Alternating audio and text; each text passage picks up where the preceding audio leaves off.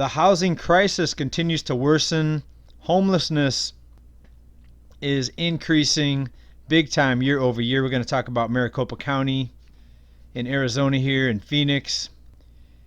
Stock market in correction territory. Is it the mark of something bigger, or is it just a blip on the way to more all-time highs in the market? Hey everybody, JJ here. First of all, just wanted to say thanks to everybody that reached out to me. Messages on Twitter, my email box got filled up. People asking me if I'm okay because I didn't put out a video yesterday. Well, there's been fires here in California. Absolutely, I appreciate everybody's concern. I'm still about 25 miles away from the big fire here, which is in East County, San Diego. So I am still doing okay. My family's doing okay. Thank you to everybody that reached out. I really appreciate that. It's good to know that you are concerned and that you're thinking about me. And thank you for coming back to this channel. We really appreciate it. And it just shows that a lot of us are just one step from disaster. It could be a natural disaster. It could be a job loss.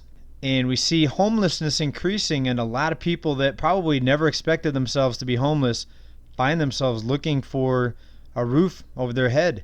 And let's take a look at this article right here, 12news.com. Maricopa County has more homeless people on the streets than in shelters for the first time in Maricopa County. And I lived in Arizona for a brief moment for a job, and I couldn't believe the extremes, not just the heat, but also how cold it got at night and just the temperature swings. There were nights where it got down into the 30s and 40s, and yet close to 100, beyond 100 sometimes in the day. You're talking about a temperature swing of 60 degrees, and it's just really scary to think about how these people are trying to survive this living on the street in such a dramatic climate there. Excerpt out of this report right here. For the first time in the county's history, there are more people living on the streets of Maricopa County than were in shelters, and that was even before the shutdown began. As of January of 2020, the unsheltered homeless population saw an 18% increase compared to 2019. Right, and I just want to emphasize again, this could happen to any of us. And maybe someone listening right now may be sleeping in a shelter. Maybe you're listening to this at a relative's house because you lost your job and you had to move in with your family or maybe your friend. And just think about all the things that could very easily push us over the edge. Not just job losses, but a medical bill. You get injured and you get a severe illness and you don't have health insurance. The cost of health care and medical bills are the number one cause of bankruptcy here in the United States. And there were so many people even before the shutdown kind of skating on thin ice as far as living paycheck to paycheck, not having any savings, no emergency reserve fund, and not even a job loss, but just getting your hours cut could be enough to push people over the edge or to fall through that thin ice.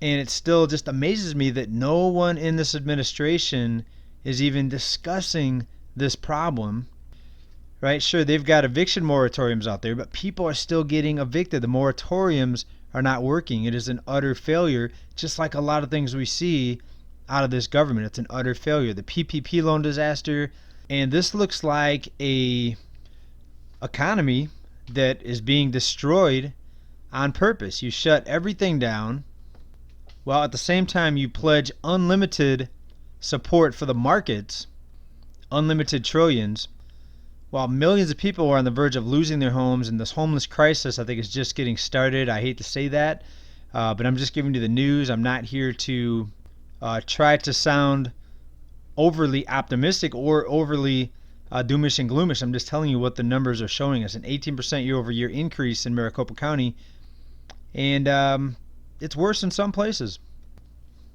Another article that I came across here recently, this is out of WDSU.com. Homelessness in New Orleans significantly increases since the pandemic. And these are just a couple stories. This is happening across the nation. And when you look at some of the northern states, this winter is going to be one of the most brutal winters. I mean, these weather patterns that we're seeing are just insane. I mean, but some of my friends that are analyzing this, they're saying that this is starting to look biblical, like this is starting to look like the end times. But yet a lot of people are just living their day-to-day lives, just work, going home. Most people don't really step outside their bubble to see what's really happening.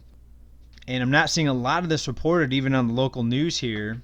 And I think it should be one of the most often discussed topics in politics and just in general is the unaffordability of housing, and how are people going to dig themselves out of this hole. Once you're homeless, it's very hard to start looking for work and fill out job applications and have your resume updated.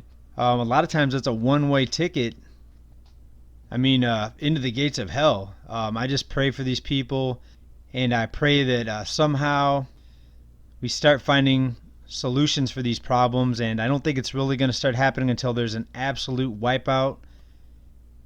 And you're going to see so much devastation, so many uprisings, so much unrest. And this looks like it's all just a perfect storm, everything coming together right now, socially, economically. And add on top of the housing woes now, all of the people having to relocate because of the fires. And this could be me in a few weeks, who knows? I think my area is pretty safe here, but you just never know. Expect the unexpected. And we already have a low supply of housing, homes on the market for sale. We already have ultra low vacancy rates. And now you get millions of people having to relocate because of natural disasters and fires. And it's only going to add fuel to the fire, no pun intended. A recent article out of WallStreetOnParade.com. The Fed provides an unlimited money lifeline to Wall Street while 30 million Americans facing eviction get a no money 4-month plan. And we see a chart here from this article. It shows you that people that have children in the household are doing much, much worse. And we know that children are expensive. But take a look at this chart right here. The percent unable to pay last month's rent on time. We look at the blue line. With children in the household, it was about 25%. No children in the household, people are doing a little bit better, only 13%. But when you look at the survey, people thinking they can pay this month's rent, 43% think they cannot pay, and that's people with children. 25% of people can't pay. 25% of people that don't have children say they probably can't pay rent this month. All right, so this is your V-shaped recovery where the people that say they can't pay the rent, the numbers are increasing. They're getting worse. Homelessness is getting worse. But yet we have these quote-unquote leaders out there saying that we're in an amazing economic recovery. They're pointing to the unemployment rate dropping. It's an absolute scam. And how anyone believes that this economy is going to dig itself out of this grave it blows my mind. How you have to have some wires crossed in your head to think that this economy is going to make a roaring comeback. And I just really wish there were more honest people out there in the administration to just lay it out and tell exactly what's happening. And that makes it even more dangerous because you have these people that are deceived, thinking that everything's going to turn out and turn around and be just fine. And I'll just read an excerpt out of this article here. Happy New Year, your eviction notice. That's how tens of millions of struggling Americans have been set up to fail as the 1% on Wall Street, propped up by unlimited money from the Fed, ring in the new year with Tiffany flutes of Dom Perignon in their Greenwich in their Greenwich mansions. According to a recent study published by the Aspen Institute, 30 to 40 million Americans will be at risk of eviction over the next several months. What are they going to do? What are they going to do to stop this? If they extend the eviction moratoriums, the landlords, they have carrying costs. They have mortgages. Many of them have very high maintenance in some of these older buildings. It's not going to be easy. All right, does anyone see a good outcome or a solution in the pipeline? If you do, please let me know down below in comments.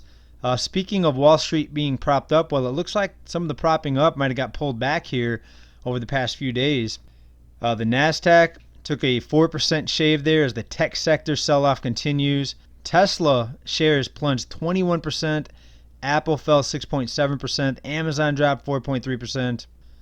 All the major indexes are in the red. I don't see them letting this collapse before November. We know it's propped up. We know there's a plunge protection team. We know the Fed has a trading desk. This should be common knowledge for anyone that's been following this channel. We know it's manipulated. We know it's rigged. And when you look at it over the past 3 days, the NASDAQ is now down 10%. Now, I can guarantee you there's some insiders somewhere making big money off of this correction, off of this drop with put options or shorting this correction. What's going to happen? Well, I'm out of the market, so it doesn't really matter to me, but I think they're still going to keep it propped up. Maybe the algorithm, maybe the plunge protection team got an infection. Who knows? We'll see what happens, everybody. Crazy times. It's sad to see what's happening to this country. I think a lot of what we're seeing today, most of us, maybe all of us, can say just a few years ago, we would have never expected any of this. Even though I've been predicting, prepare for some bad things to happen, even my predictions were not warning you near as much as I should have warned you, with what we're seeing today. And this nightmare, I just hope we can find a silver lining somewhere when the dust settles. Until then, hunker down, fasten your seatbelts, try to stay prepared, try to stay on top of things, keep your eyes wide open, stay safe, stay well, everybody. Come back for more updates. Bull, boom, bear, bust. Peace.